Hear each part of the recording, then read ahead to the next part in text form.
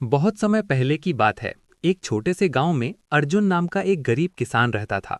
वो दिन रात मेहनत करता, खेतों में पसीना बहाता और अपनी बूढ़ी माँ का सहारा था।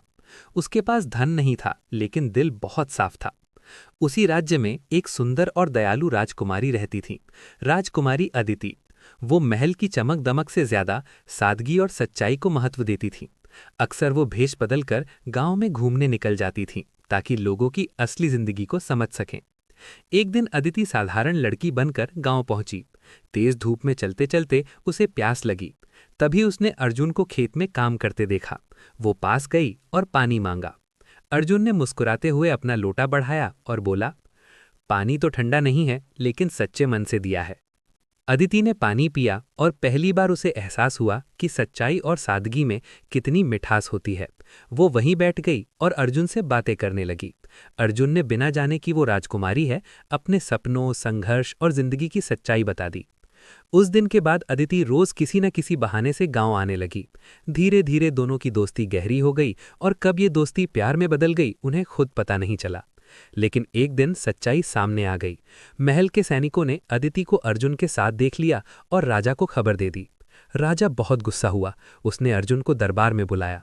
राजा ने कठोर आवाज में कहा, एक गरीब किसान होकर तुमने राजकुमारी से प्रेम करने की हिम्मत कैसे की? अर्जुन ने शांत स्वर में जवाब दिया, महाराज, मैंने कभी उनकी हैसियत नहीं देखी, मैंने सिर्फ उनका दिल देखा है। राजा को अर्जुन की सच्चाई पर थोड़ा संदेह हुआ।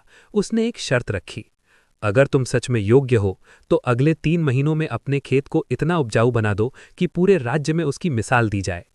अर्जुन ने चुनौती स्वीकार कर ली। उसने दिन रात मेहनत की, नई तकनीकें अपनाई, पानी बचाया, मिट्टी को सुधारा और अपनी पूरी जान लगा दी। गांव के लोग भी उसकी मेहनत देखकर उसकी मदद करने लगे। 3 महीने बाद उसका खेत सच में पूरे राज्य का सबसे हरा भरा और उपजाऊ खेत बन गया। जब राजा खुद देखने आया तो वो हैरान रह गया। राजा ने अर्जुन से पूछा, तुमने ये कैसे कर दिखाया? अर्जुन ने मुस्कुराकर कहा, महाराज, मेहनत, विश्वास और सच्चा प्यार, ये 3 चीजें असंभव को भी संभव बना देती हैं। राजा का दिल पिघल गया। उसने महसूस किया कि असली दौलत सोना चांदी नहीं, बल्कि इंसान की मेहनत और सच्चाई होती है। आखिरकार राजा ने अर्जुन और अतिथि के प्रेम को स्वीकार कर लिया। पूरे राज्य में धूमधाम से उनकी शादी हुई।